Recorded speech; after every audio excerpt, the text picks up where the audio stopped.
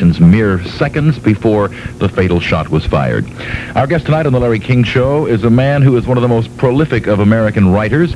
He is considered by some to be the king of the short story writers. And in fact, he even has been called by the Los Angeles Times the 20th century Lewis Carroll. We welcome to The Larry King Show from our studios at Westwood One in Los Angeles, Harlan Ellison. And good evening. Good evening to you, Jim. This is an amazing new collection that you have here. It is called Angry Candy, and it's published by Houghton Mifflin. It has a rather somber theme, doesn't it? What's Angry Candy a collection about? Well, it's, unfortunately, as I discovered after the stories had been collected, it's basically about the sense of loss, the grief that attends the death of loved ones. When I do a book of stories, they're usually a gathering of those stories that I've written in the recent past. And when I get them all together, I kind of look at them and say, well, what is the unifying thread? What have I been obsessed with for the last 2, 3, 4 years? One time it was a book about the search for true love. Another time it was the civil rights movement, social movements, the anti-war movement. Another time it was a book about the new gods we worship. And when I got this book together, I suddenly realized, much to my sadness and horror, that it was a book basically about death.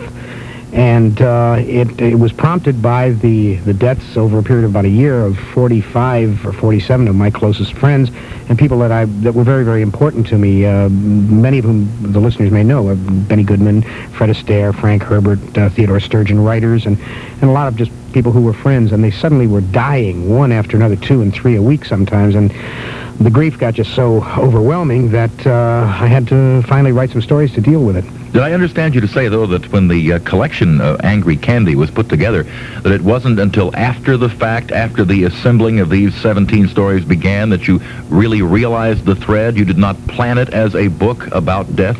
That's right. When I looked at the stories, there was a kind of a strange unifying thread that was about people who had passed on. Some of the stories were very funny. Some of them were sad. Some of them were just kind of interesting what-if stories. But when I began to write the introduction, which is called The Wind Took Your Answer Away, it was as if my heart had been gripped by a fist, and I just could not write it. And I knew that I had not dealt with my own grief. I hadn't expunged the anger I felt at the deaths of my friends. And so I sat down and wrote a final story called The Function of Dream Sleep at the end of the book. And that story is the most peculiar in the book because during the period that my friends were dying, I was assailed by a great weariness. I just couldn't go anywhere or do anything. I just wanted to sleep all the time. And one day I had to go to a meeting, and I just couldn't make it. I was bone dog tired in the middle of the day, and I walked back into my secretary's office, and I said, I can't do it. We got to cancel this thing out. I can't. And she said, you can't. These people are coming from out of town. You've got to go to the meeting. And she said, why don't you just sit down here in this extra typing chair and see if you can catch a couple of minutes of sleep? Well, it's a trick that I picked up when I was in the Army many years ago. I just sort of sit down and boom, I'd nod off. So I sat down, and I fell asleep instantly. And in my sleep, I began to dream, middle of the day. And the dream, I saw myself sitting in the chair. And the only difference between the way I actually was and the way I saw myself in the dream was that I was naked to the waist. And as I sat there watching myself sleeping, suddenly I saw a mouth open in my side. A long line from right under my armpit down toward my belt, a mouth opened up, and it had no lips, but it had these teeth in it, sharp little teeth, and I was just terrified. I was frightened in the dream. I was frightened for myself, and as I watched me there with this mouth opening suddenly there, this secret mouth, a breeze blew out of it, a chill, cold breeze, the kind you feel when you go into a cave for the first time.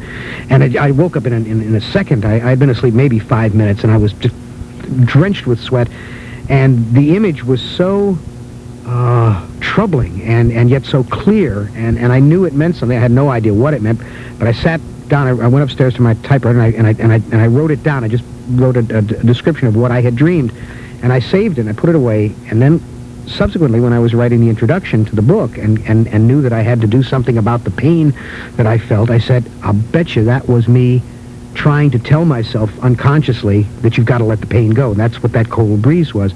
And I sat down and I wrote The Function of Dream Sleep to end this book. And in it, it opens with a man lying on his bed in August in the heat, reading a paperback, and he's asleep, and there's a little tensor light shining down on him. And as he suddenly wakens he sees this mouth closing in his side, and it's gone, and there's no line of scar or anything, and he begins to pursue this strange enigma. What is this mouth, and do other people know what this is, and is there any way to find out about it? Was he actually dreaming? Wow, that's pretty potent stuff. Our guest is Harlan Ellison. He has, in 35 years, won tons of awards for 45 books, over 1,100 stories, essays, articles, newspaper columns, some 24 teleplays, and a dozen motion pictures. And at one point, I understand you described the contents of Angry Candy, your latest work, as leaving a bittersweet taste in the mind like a jalapeno-laced cinnamon bear. Right. We'll talk a bit more with Harlan Ellison. His latest work, Angry Candy, an exploration of death in its many facets. And, of course, we'll be having your phone calls a bit later on at 703-685-2177. Our guest is Harlan Ellison, a man who has written a fantastic collection of works called Angry Candy, befitting the king of the short stories in America, and a man who joins us tonight from our studios at Westwood One in Los Angeles. Just checking here, one of the works here, Footsteps, one of the 17 stories in the book, Angry Candy. Just some lines from this. It is, first of all, the story, is it not, of a female werewolf in Paris? Is that correct? That's right. You know how a peculiar origin for that story too. As you can probably tell, most of these stories come from very odd places. One of the things that I enjoy doing is actually writing stories in bookstore windows. I started doing it a number of years ago. I had read somewhere that the great French novelist Georges Simenon, who had written hundreds of books, somehow or other had been conned into sitting in a glass case in the window of his Paris publisher, Gallimard, back in the 20s, 30s, something like that, and he wrote an entire novel in 1 week, just sitting in this glass case. With people looking at him. With people looking at him. And I thought, what a wonderful thing to do. And I said it would serve a number of purposes. One, it would promote the bookstore. Two, it would be fascinating for people to see that writing is just a piece of work. It's just a job like electrical engineering or being a plumber. So many people are distanced from literature by, they're forced to read Silas Marner in high school, and you'd never pick up another book if you did. And they think that writers are some sort of strange creatures who have to sit in a velvet-lined closet like Proust to write. And I thought, wouldn't it be wonderful for people to see a writer actually writing a story from beginning to end, started in the morning when the store opened, ended by the time the store closed, and I create it fresh and whole with no inkling of what it was going to be. And as the pages come off the typewriter, have them put up on the front window of the store so that people could read the story in progress as it's coming along. So I decided to do it, and this was, I guess, about 8 or 9 years ago. I did it in Los Angeles the first time in a bookstore, and I did 5 stories in 5 days. I spent an entire week in the window of this bookstore writing, people coming up and talking to me and asking me to sign their books and asking me questions. A lot of tourists thinking that I worked there and saying, can you tell me where the wildlife guides are and stuff like that. So not only could they look at you, but they could interrupt you. Oh, absolutely, yes. I was right there and accessible to anyone all day long. And at the end of the week, I had done 5 stories, and 3 of them won major writing awards. And over the years, I've done the same thing I did it at Words and Music on Charing Cross Road in London. I did it in Boston and in Paris, which, of course, was the great dream because that was where Simenon did it, in a bookstore called Ton Futur in Paris. I was going to sit there and do a story. And the night before I was to do it, the owners of the store got a call from a Parisian disc jockey who called himself the Werewolf.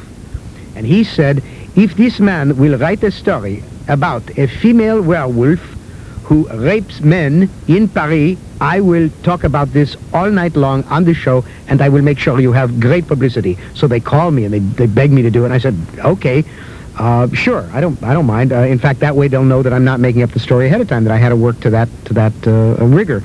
And sure enough, he talked about it all night long, and I sat down the next day and began writing a story. Now, do you know how difficult it is to write about female raping men? I mean, it doesn't come to mind as something for which I have a great deal of empathy. Okay, it ain't easy, kid. Not to mention that it was my first time in Paris or second time in Paris, and I knew absolutely nothing about the city. So I had every time I'd need a scene I say, what do you call such and such a bridge? And they would say, that is Le Pont Neuf. And I say, well, thank you, and I'd write that down. And as I sat there writing it, I was getting information from people passing in and out of the store. And that's the story Footsteps. It's a tremendous story. Just some of the lines here from this, talking about this female werewolf getting set to head out into the evening here. She had avoided snacking all day, keeping herself on the trembling edge of hunger, and the movable feast walked past. He was in his early 40s, stuffy looking, and so on. Marvelous tale. Improvisational short stories, that has got to be about the toughest form of the genre. Well, I'll tell you, the best one of all was the one I did in New York. They wanted to get me on the Today Show. And I told them about this writing in the window thing, and they said, well, and Tom Brokaw heard about it, and he said, he's going to have the story already half written in his head, or he'll have it in his pocket, extra pages.